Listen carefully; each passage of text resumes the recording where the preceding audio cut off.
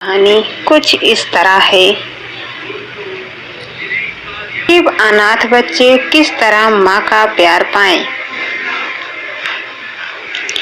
घने जंगलों से लगा हुआ नदी के किनारे एक गांव बसा था, जिसका नाम सीतापुर था। सीतापुर की आज़ादी करीब 500 की रही होगी। उस गांव में कई परिवार हंसी खुशी मिलजुल कर रहते थे।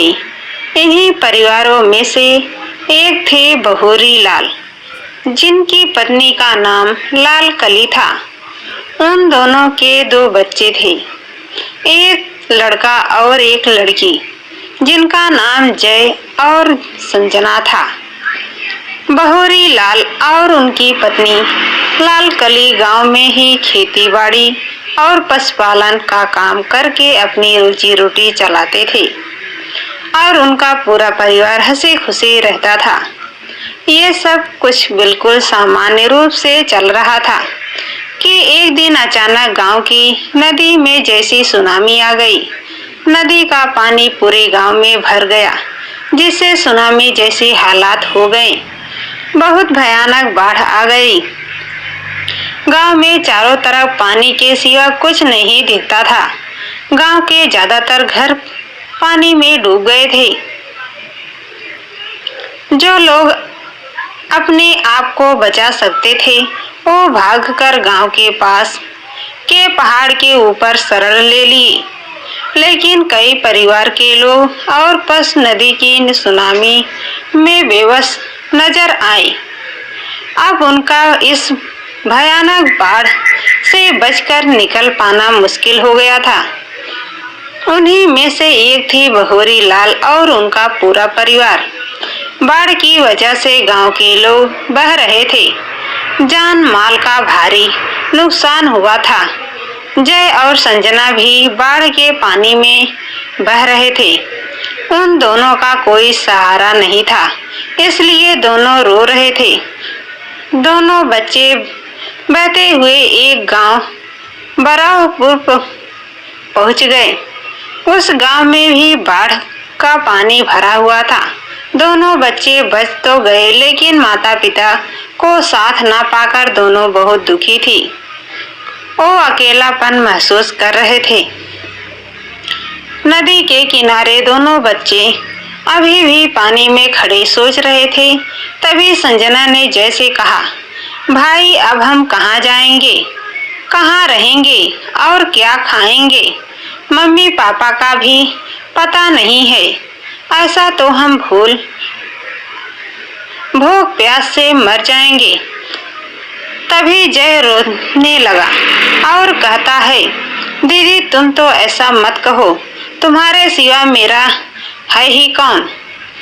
दोनों अभी नदी के पानी में ही थे कि उनकी तरफ एक नाव आई, जिसमें एक औरत थी और वो अपने साथ खाना पीना भी रखा था। उस औरत ने दोनों बच्चों से बात की और उनको अपनी नाव में बुला लिया। फिर नाव में रखे चूल्हे में आग जलाकर खाना बनाई और दोनों को खिलाई। दोनों बच्चे खाना खाकर उसी नाव में सो गए। धीरे धीरे नाव आगे बढ़ती गई और कुछ समय बाद एक जंगल के समीप रुकी। वो औरत और बच्चे नाव से उतरे और उस जंगल में उन्हें आसपास फल फूल दिखाई दे रहे थे। तो और औरतों ने बच्चों से कहा, हमारे पास अब कुछ ही नहीं खाने को है, इसलिए हम लोग यहीं रुक जाते हैं और यहाँ के फलों से अपना पेट भरेंगे।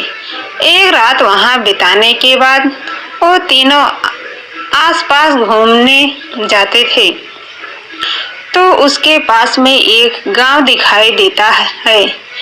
औरतों ने बच्चों से कहा, अब हम इसी गांव में रहेंगे और जंगल की लकड़ी और फल बेचकर अपना गुजारा करेंगे।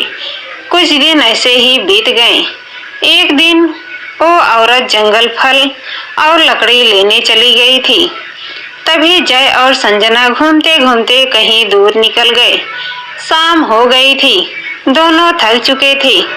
उन्हें पास में दुकान के सामने रखी टेबल दिखी तो वहीं बैठ गए। कुछ देर में दोनों को अचानक से नींद आ गई। सोते सोते सुबह हो गई। सुबह जब दुकान की मालकिन आई तो दोनों को जगाई और वहां से भगा दी। कुछ दूर जाने पर अचानक से जय बेहोश होकर गिर गया। ये देख संजना रोने लगी और उसके पास जाकर उसे उठाने की कोशिश कर रही थी, लेकिन सब फेल था। जय बुखार और कमजोरी की वजह से बेहोश हो गया था।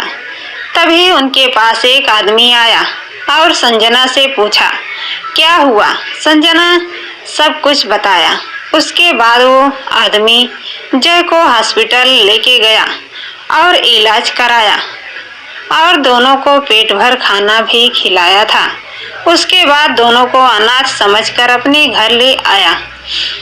जब उस आदमी की पत्नी रीता ने अनजान बच्चों को देखा तो अपने पति पर गुस्सा हुई। तब उस आदमी ने कहा, रीता, हमारे भी तो बच्चे नहीं हैं, क्या हम इन अनाथों के माता पिता नहीं बन सकते? पति के बहुत समझाने के बाद वो जया और संजना को अपने घर में रखने को मान गई। वो बच्चों को अपने घर में तो रखने दी, लेकिन उनसे जरा सा भी प्यार नहीं करती। बात बात पर मारती डांटती थी। एक दिन उस आदमी का पति किसी काम से बाहर चला गया था। उसके अगले दिन रीता बहुत तेज बुखार आया। जब संजना और जय ने रीता की हालात देखी तो उसकी बहुत सेवा की। संजना एक काढ़ा बनाना जानती थी तो उसने वो बनाया और रीता को पिला दिया। धीरे धीरे रीता ठीक होने लगी, लेकिन अभी भी उसको बहुत कमजोरी थी। 3-4 दिन बाद जब उसके पति आए तो दोनों बच्चों ने सब कुछ बताया। वो तुरंत रीता को लेकर हॉस्पिटल गया। हॉस्पिटल में डॉक्टर ने चेक करके बताया कि उसकी पत्नी मां बनने वाली है। ये सुनकर दोनों के होश उड़ गए और उसने आश्चर्य का ठिकाना नहीं था, क्योंकि डॉक्टर ने पहले बताया था कि रीता गर्भाशय ब्लॉक होने की वजह से वो कभी मां नहीं बन सकती।